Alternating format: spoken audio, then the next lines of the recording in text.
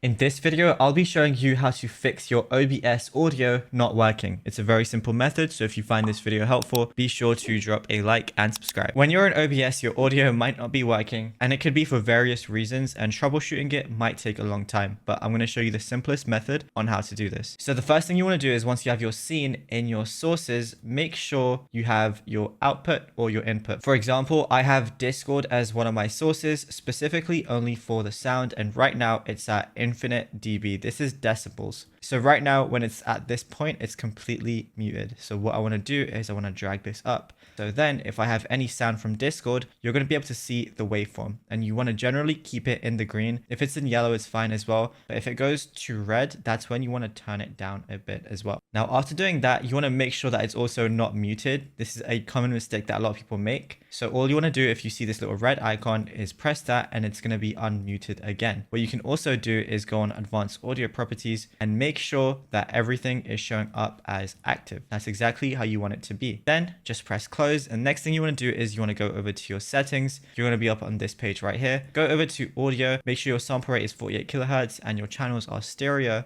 And then just go to your global audio devices. Make sure your mic is exactly what it should be. For example, mine is voice chat mic, which is why it's showing up in my audio mixer and it's working as I'm talking. And for your desktop audio, if you want that to be re-recorded, just choose the exact input that you want. For example, if I had like Fortnite connected to my game on my audio mixer, I would select this and then it would capture my Fortnite sound. And if you have multiple mics, just make sure that they are all set to the right thing. You can keep your settings exactly how I have them. So fast, sample peak, and default on advanced. And whenever you want to add more audio devices, just press the plus over here. If you want to capture your mic, press audio input capture.